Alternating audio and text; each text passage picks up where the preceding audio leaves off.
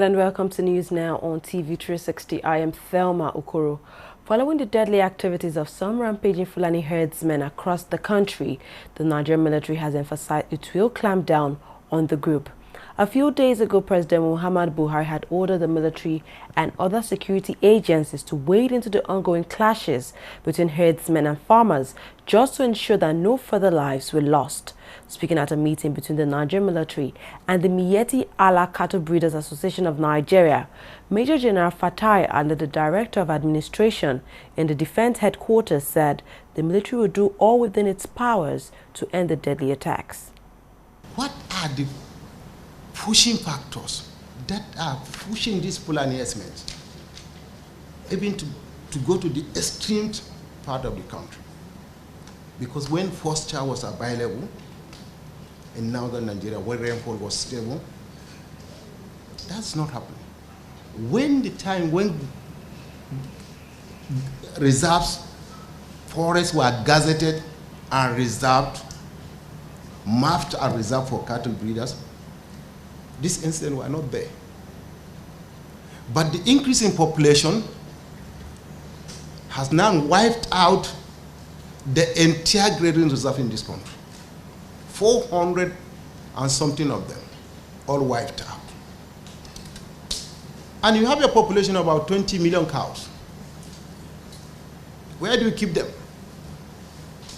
And every one of them like to eat meat. At the end of the day, after the hectic day, well, you want to have at least 3 pieces of meat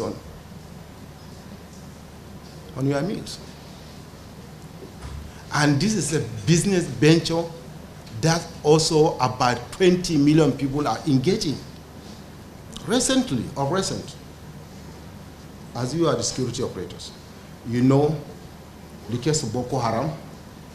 They have attacked Fulani and dissipated the population of the Fulani in Borno, Yobe, Adamawa, and some part of Traba. The cattle rustlers has displaced Fulanis in Katsina, in Zamfara, in Kebbi, in Kaduna, in Bauchi, Nasarawa, Plateau, and Benue, and in some parts of Kogi. Millions of cattle have been taken away from these people. So when somebody say that a Fulani man went and killed somebody, I wonder why. Why? How? It's only a poor man that fights. A Fulani man is a rich person, and going with his own bank and everything, because a Fulani man doesn't have a house in the city. He moves with his cattle, with his children and his wife. If he sells the cow, the money is there in his pocket. Wherever he goes, he's a rich man. So why will he fight? What will he fight? But you as military people, you know, defense, self-defense is an art. A military profession, or in any self-adventure. If you attack, you have to defend yourself. If you have been squeezed, you have to find a way to survive. So the Fulani have been squeezed.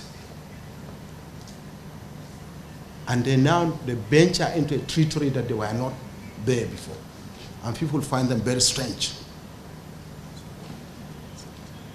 So before they could find their food there and settle with the people that are there, that's we are having this initial problem.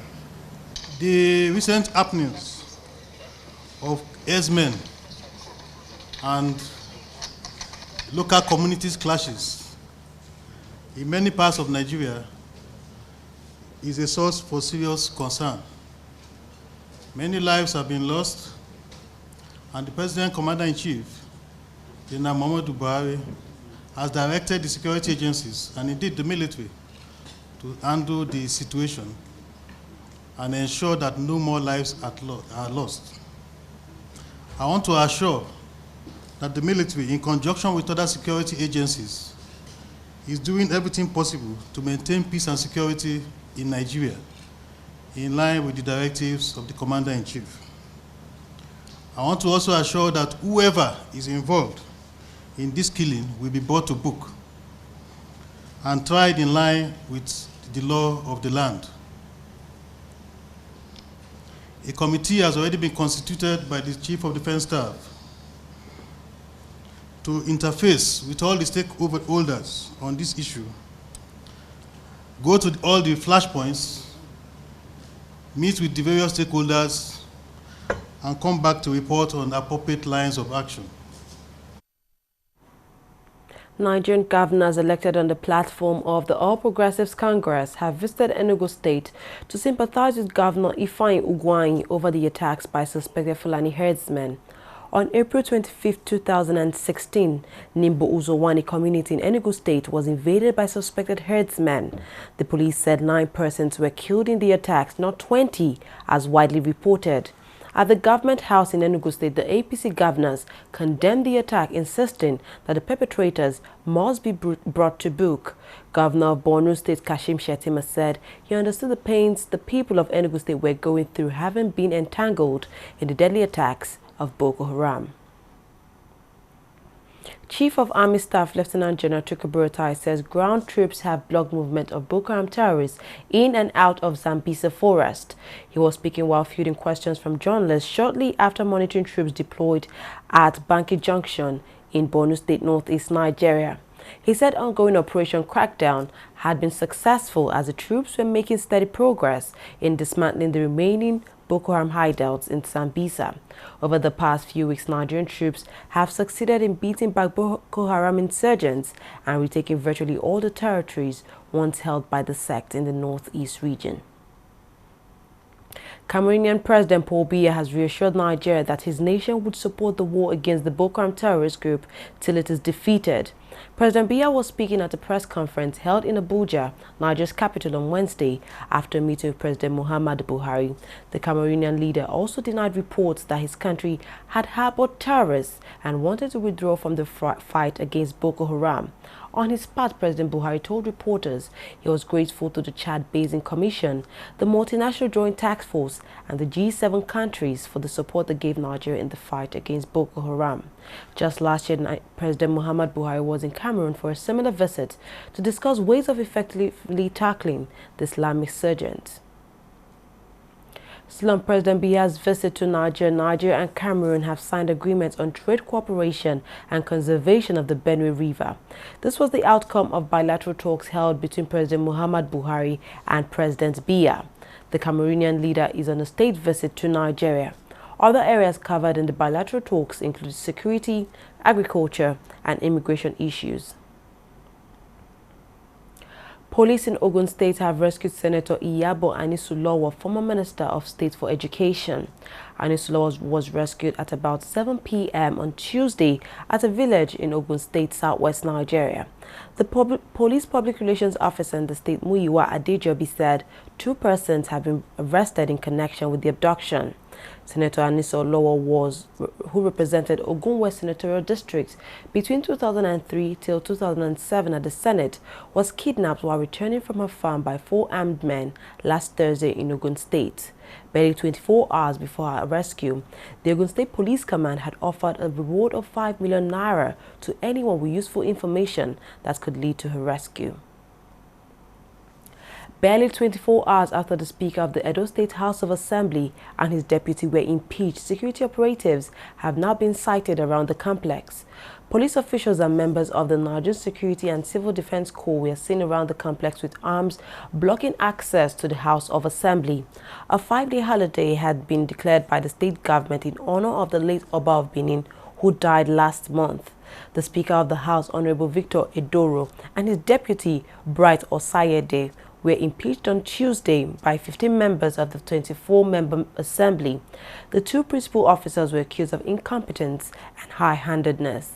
A new speaker, Elizabeth Ative, has been elected as replacement.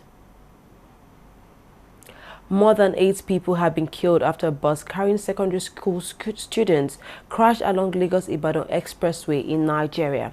The incident, which occurred on Tuesday, left other students seriously injured. Among those killed were 6 children from 2 secondary schools, the bus driver and a student coordinator. The students were on their way back to Kano State after representing their school in a national quiz competition in Lagos State.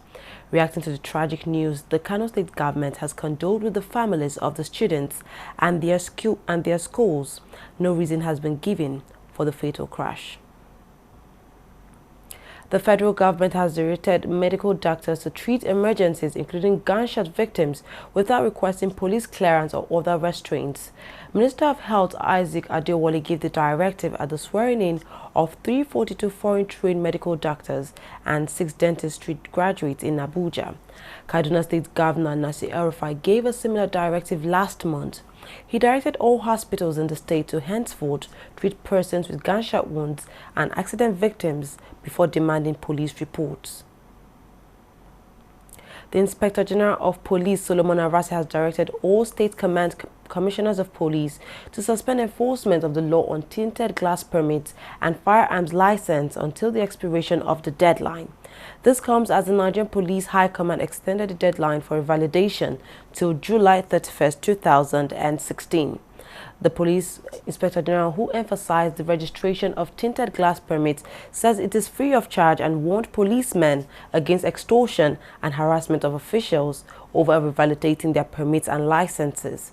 He therefore urged members of the public who are yet to obtain the automated tinted glass permit to do so immediately. Nigerian filmmaker Zuriel Oduwole has delivered the keynote speech at the Maryland State Education Conference. Once a year, the annual Maryland State Conference of Child Educators is held to discuss the importance of education. This year, 13-year-old Zuriel addressed the conference both in English and in Chinese, highlighting the need for the learning of more global languages if students are to be competitive in tomorrow's new business world. We need to get ready to change the way we educate the next generation of Americans. 我不喜欢看儿子不去学校，我更喜欢看儿子去学校，学校很好。 About 3 weeks ago, the cricket prodigy interviewed President Muhammad Buhari during his visit to the U.S. This makes it the 19th world leader Zuriel would be interviewing. We'll take a short break now. When we'll come back, we'll look at business and sports. Stay tuned.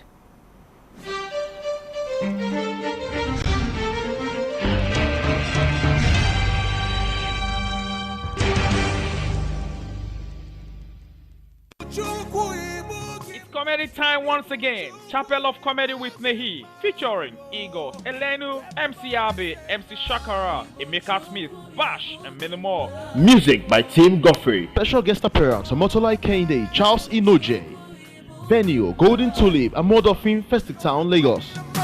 Date 22nd May 2016. Time 5 p.m. Blue carpet 4 p.m. Ticket regular 2,000 naira, VIP 5,000 naira, table for 5 50,000 naira. For ticket bookings and inquiries, please call 08262372051 or 089-187-1640. Powered by Gospel Life Entertainment. 100% clean joke.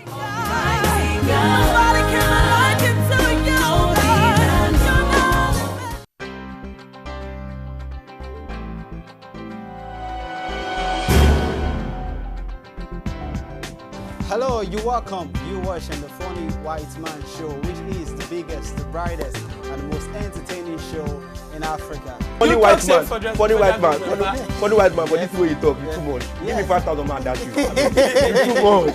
So you get it like, Messi move along the street. Ah, yeah, Messi like that, I'm going girl. You know, my own people, actually. Yeah, fine, it's fun. I enjoy it. And I'm one of those very few. I'm forever taking it personal. I will listen 160 million Nigerians are corrupt. How? Brother, I'm looking for you. Yeah, but it's a growth, and this is the time to build business. I know the pitfalls, I know what to do and what not to do. But there are months where you get business and months. You know how we do, how we tell you. We do the way you do.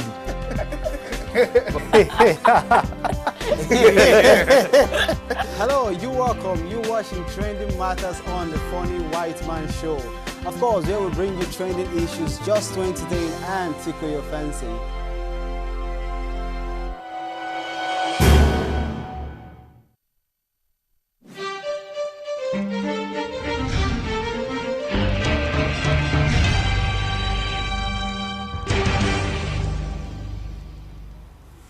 Welcome back. You're watching TV360 News Now. The Debt Management Office on Wednesday said Nigeria plans to raise 105 billion naira in local currency denominated bonds on May 11th. The office said it will sell 50 billion naira of a bond maturing in 2036, 40 billion of paper maturing in 2026, and 15 billion of debt maturing in 2020 using the Doge auction system. Results of the auction are expected to be released on the following day.